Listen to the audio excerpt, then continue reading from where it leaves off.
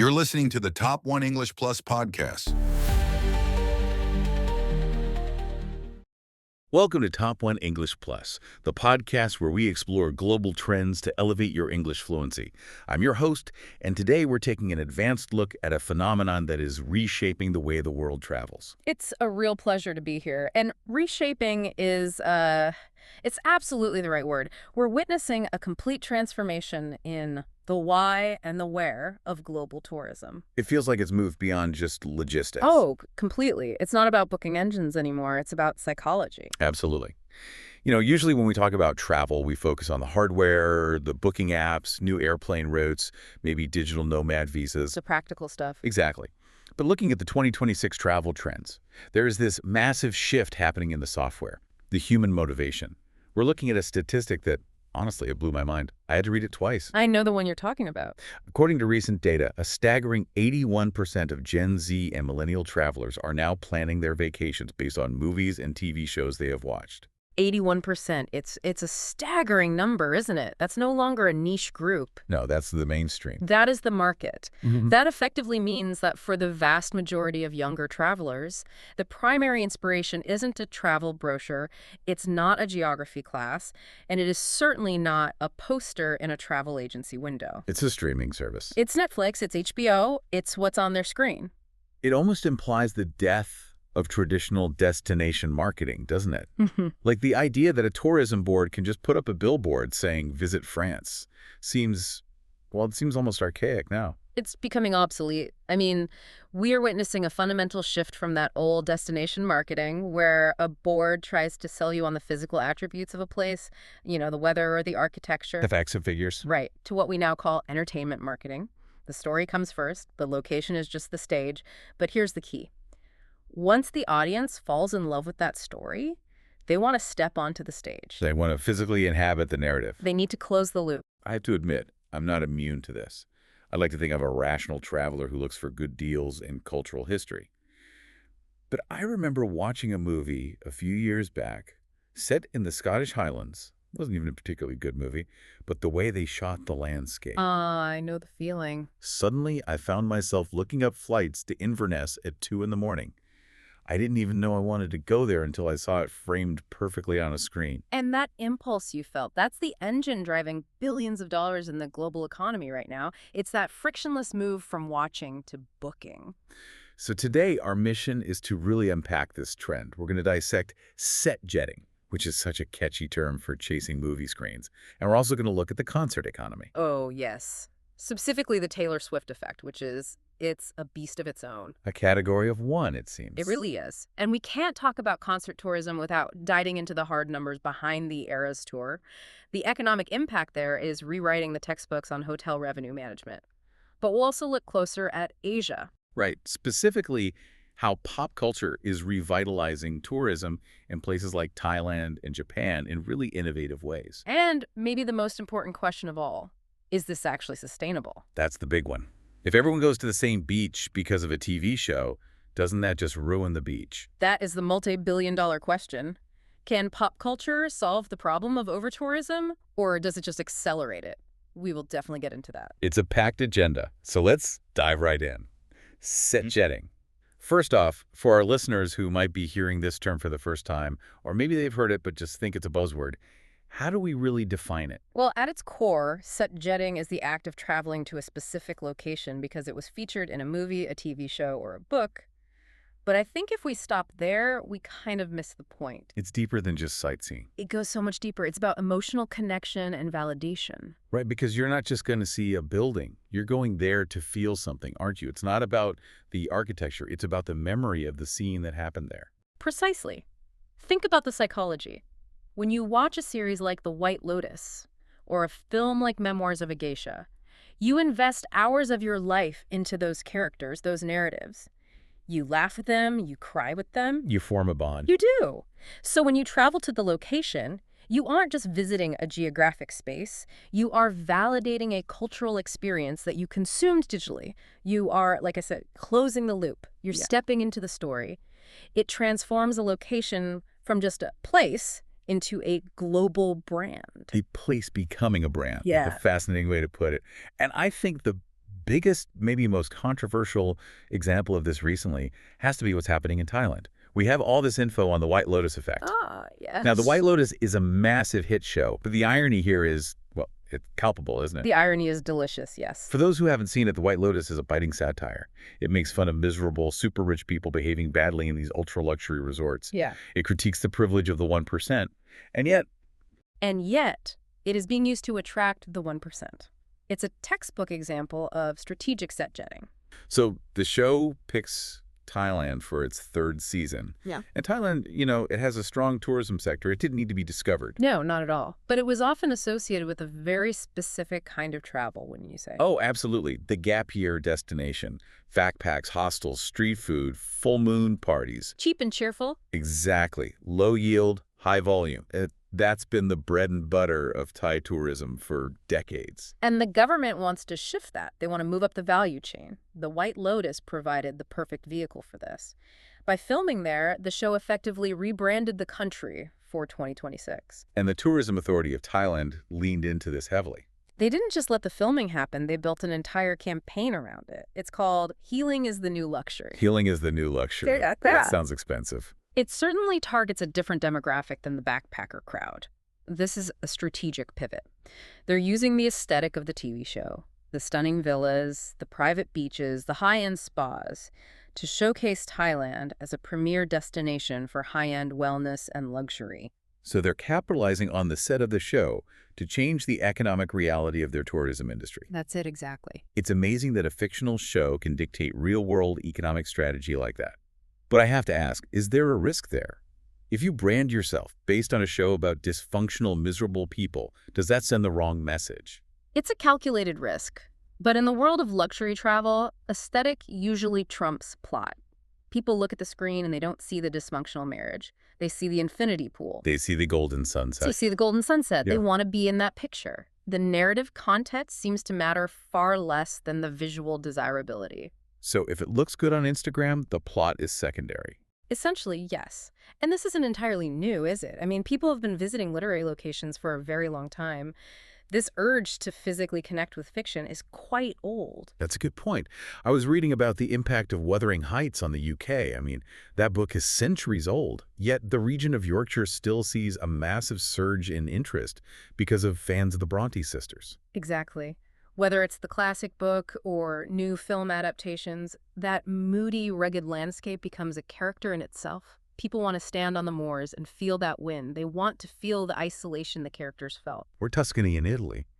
I feel like half of the tourism in Tuscany is driven by American movies about women who go there to find themselves and, renovate a villa. Yes, Tuscany is a perennial favorite, often driven by Hollywood films like Under the Tuscan Sun. It romanticizes the villa life. But what's really interesting is that this trend can also elevate ordinary neighborhoods. It doesn't have to be a grand palace or a stunning landscape. Not at all. Look at the Jian district in Kyoto. Ah, right. Memoirs of a Geisha. Precisely. Before the book and the movie, Jian was certainly known within Japan, but internationally. It was niche. It was a quiet, traditional district.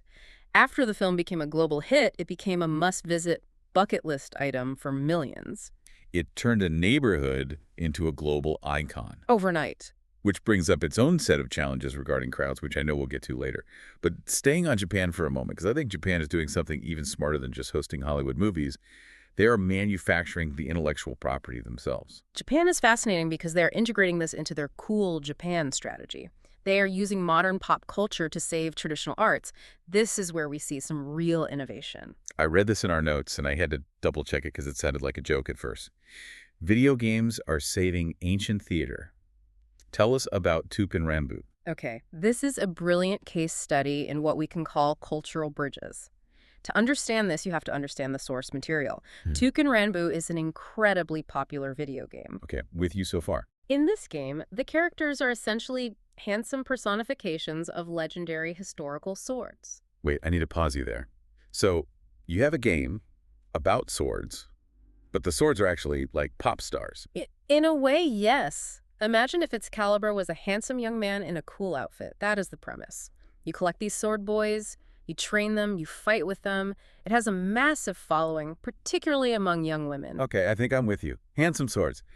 How on earth does this get us to traditional theater? Well, kabuki is a traditional form of Japanese theater that dates back centuries. It's incredible art, but let's be honest, it can be quite intimidating for younger audiences or foreigners. Sure, it's highly stylized, the movements are slow, the language is archaic. Exactly. Attendance was struggling. It was at risk of becoming a museum piece rather than a living art form. Who's dying out? Slowly, yes.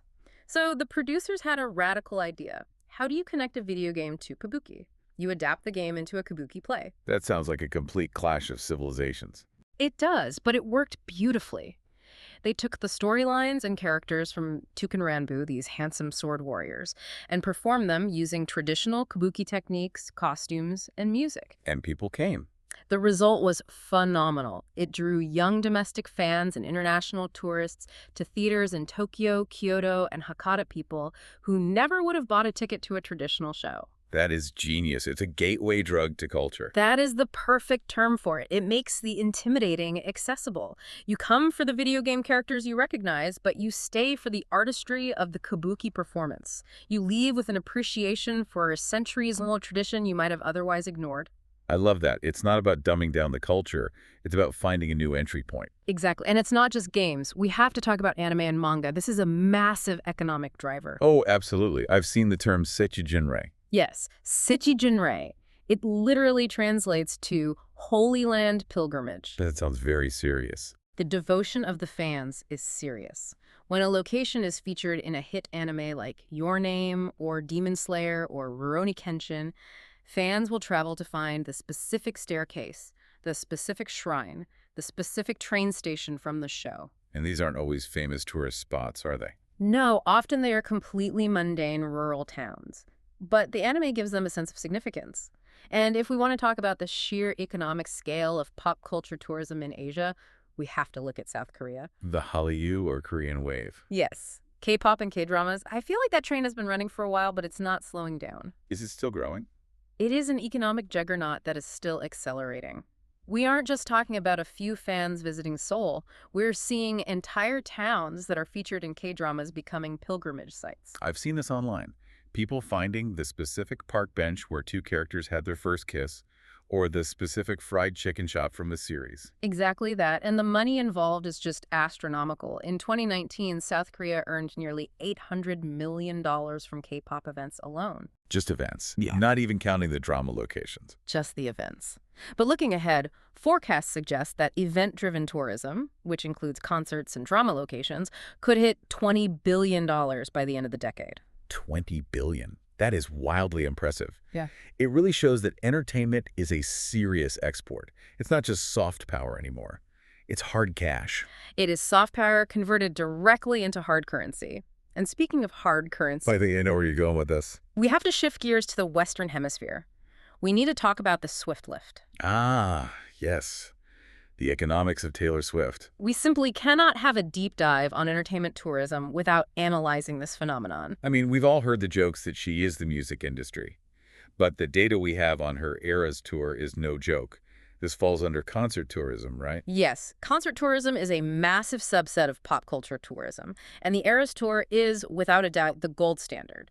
We have some specific data here from the 2023-2024 legs of the tour that breaks down just how powerful this is for a city's hotel industry. And I want to get a little technical for a moment because the metrics are just fascinating. Let's unpack those numbers. Because it's not just that hotels are full, it's how much money they are actually making. Correct. The study analyzed hotel performance in cities hosting the tour. On show days, hotels saw a 14% increase in rooms sold. Okay, so that's occupancy. A 14% bump is already very healthy. Very healthy. But here's where it gets really interesting. The prices. The average daily rate, or ADR, jumped by 27%. Whoa, hold on. So you have 14% more people, which is great for volume, Yeah. but you were also charging every single one of them nearly 30% more than usual. Exactly. And the market is accepting that price without blinking, which leads to the most critical metric for any hotel, revenue per available room, or RevPR. RevPR. This is the holy grail number for hotel owners, right? It combines both occupancy and price. It is. It tells you how much money you are actually squeezing out of your property. During the Swift tour dates, RevPR skyrocketed by 45%. 45%. A 45% increase in revenue just because one artist is in town for a weekend? That's staggering. That's the difference between a good year and a legendary year for a business. It is, and the study explicitly compared this to other megastars like Beyoncé, Bruce Springsteen, Ed Sheeran. Now, don't get me wrong, those artists move the needle. They are huge. Of course, they also sell out stadiums. But Swift's impact was significantly higher across the board. It is a genuine economic anomaly. Why, though? I mean, I know she's incredibly popular, but why is the economic footprint so much deeper than other artists of a similar stature? I think it goes back to that idea of emotional connection and the event. Dictionary.com actually named Era the vibe of the year. This isn't just a concert, it's a cultural milestone. People feel that they must physically attend to be part of the zeitgeist. The fear of missing out. The FOMO. It's FOMO on a massive cultural scale, and that drives people to travel long distances and spend significant amounts of money. It justifies what would normally be considered irrational spending. Because you aren't just buying a ticket. You are buying participation in a historic moment. Precisely. You're buying a memory and a story to tell. And it's not just a U.S. phenomenon. I saw the data on Singapore. Singapore is a prime example of a government understanding this trend and weaponizing it, frankly. They worked very, very hard to be the exclusive stop for the tour in Southeast Asia. They effectively blocked her from playing in neighboring countries. They incentivized exclusivity, let's say. And the payoff was massive. The estimated economic gain for Singapore, between $350 and $400 million. From one tour stop. From a single stop. It's just incredible. And I imagine that money isn't just staying in the stadium. It's not just ticket sales and hotel rooms. No, and that is the concept of regional displacement and the ripple effect. People travel to the concert, but they don't just go to the show and leave. They fly on airlines, they eat at local restaurants for 3 days, they shop in local retail stores. They might take a few extra days to explore the surrounding region. So Taylor Swift is basically a one-woman economic stimulus package for any city she visits. In many ways, yes. She brings an influx of capital that permeates the entire local service economy. It's fascinating how technology just supercharges all of this. We talked about people watching shows and then booking trips. But social media is the lubricant for this entire machine, isn't it? These are the new travel agents. Yeah. That simple. According to the HBX group report we have, 50% of travelers now choose a destination based solely on social media. Half of all travelers. Yeah. That is a wild statistic. That means they aren't looking at guidebooks, they aren't asking friends, they aren't reading reviews on TripAdvisor. Yep. They're scrolling through TikTok or Instagram and saying, I want to go there. Precisely. The visual hook is the only sales pitch they need. And this connects to the rise of what we call key opinion leaders, or KOLs, and influencers. A single viral video of a filming location, say, the stairs from the Joker movie or the cafeteria from High School Musical, can drive real-world foot traffic almost overnight. I've seen this happen. A place goes viral, and suddenly there's a line around the block. It feels like everyone is chasing the same photo for their feed. And this feeds into a broader travel trend we're seeing for 2026 called maximalism. Ooh, I like that word. Maximalism. It sounds intense. How does that apply to travel? It is intense. Think about the last few years. We had the minimalist trend, quiet luxuries, staycations, doing less, finding a cabin in the woods. Getting away from it all. Maximalism is the pendulum swinging hard in the other direction. It is about abundance. Travelers want everything. I want it all, and I want it now. Exactly. They want the Taylor Swift concert and the visit to the White Lotus Hotel and the Michelin star meal and the cultural workshop. They are stacking unique experiences. They are investing in moments. Investing in moments. I like that phrase. It implies that the money spent yields a return. The return is memory, emotion, and social currency. That is the psychology. It's about spending splurges on experiences that leave a permanent emotional mark. It's not just a vacation. It's a collection of peak life experiences crammed into one itinerary. But, and there's always a but, isn't there? I have to play the skeptic here. If everyone is practicing maximalism and everyone is going to the same White Lotus beach and everyone is flying to the same Taylor Swift city and everyone is flocking to the same Instagram spot in Paris, don't we have a massive problem? We do. And that is the challenge of over-tourism. We have a source here that uses a pretty strong word, tourismophobia. Yes, it's a term coming out of academic research on cities like Paris, Venice, and Barcelona. It describes the very real resentment that local residents feel when their daily lives are disrupted by excessive tourist crowds. It makes sense. If you can't buy groceries because the street is blocked by influencers taking selfies, you're going to be annoyed. You're going to start to resent the industry that brought them there. Exactly. High tourist concentrations pressure public spaces, infrastructure, and housing costs. It can hollow out the soul of a city. But the research suggests that pop culture tourism, interestingly enough, might actually hold a key to solving this. Wait, how? I thought pop culture tourism was causing the crowds. Yeah. I thought set jetting was the problem. It can be the problem if everyone goes to the same spot. But think about it as a tool. If used strategically, it can be a powerful force for regional dispersal. Regional dispersal. Okay, let's unpack that. That sounds like a solution. It is. It's a deliberate strategy. The idea is to spread the flow of tourists away from the overcrowded centers. Look at the Paris tourism reports. Everyone goes to the Eiffel Tower. Everyone goes to the Louvre. Central Paris is bursting at the seams. Right. But France is a huge, beautiful country full of incredible places.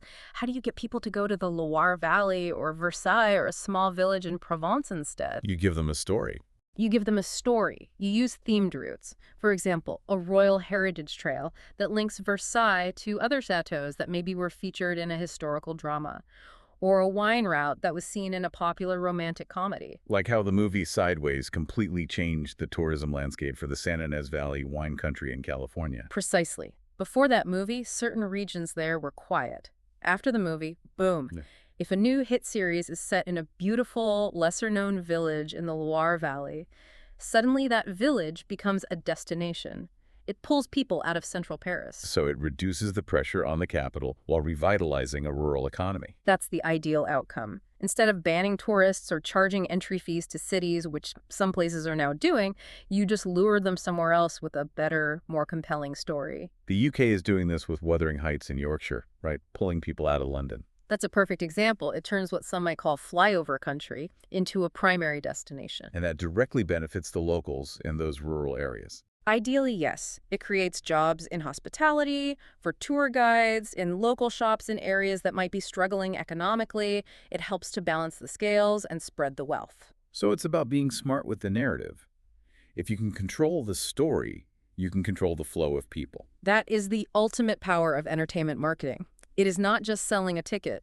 It is shaping the geography of global travel. This has been such an eye-opening discussion. We've gone from Thailand's luxury rebrand to sword-fighting video games in Japan, to the economic hurricane that is Taylor Swift, and finally to how this whole trend could actually save our cities from being loved to death. It really highlights that travel is no longer just about getting away. It's about getting into something, a story, a fandom, a community. I love that. Before we wrap up, though, I want to make sure our listeners are walking away with some concrete tools. We use some high-level industry language today. And for our listeners who want to sound like experts, let's just shine a light on them. This is our vocabulary spotlight. Let's do it. Okay, term one, the big one, set jetting. This is the core concept we've been discussing. Set jetting is the act of traveling to a specific location because it was featured in a movie, TV show, or book. It's a clever play on the older term jet setting, which just means traveling frequently by air. Right, so you could say, her trip to New Zealand was pure set jetting. She wanted to see every single location from The Lord of the Rings. A perfect example. Okay, term two, maximalism. We talked about this as a key trend for the 2026 traveler. Maximalism is a style or approach that emphasizes abundance, complexity, and intensity.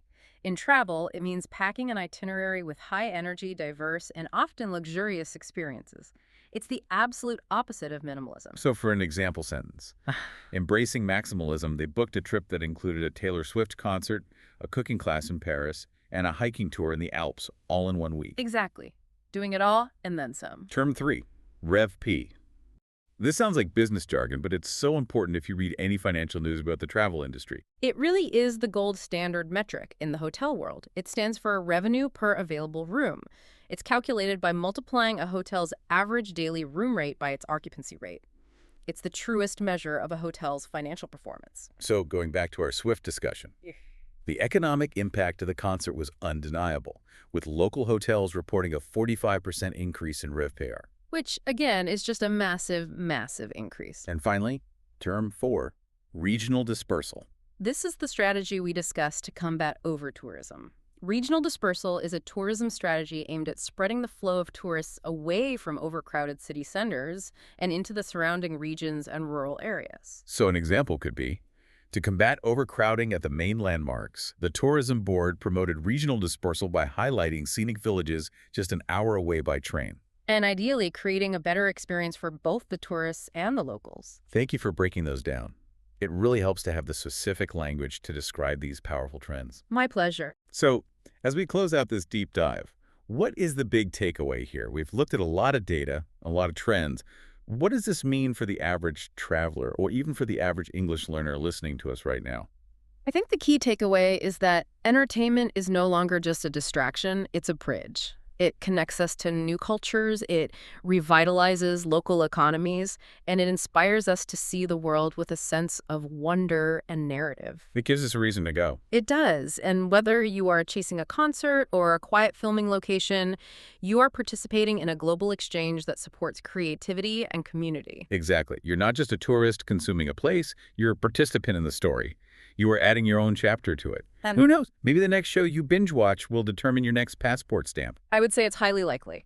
Thank you so much for diving into the world of set jetting with us. If you enjoyed this advanced look at travel trends, make sure to subscribe to Top 1 English Plus for more insights that elevate your English fluency. Keep learning and keep exploring.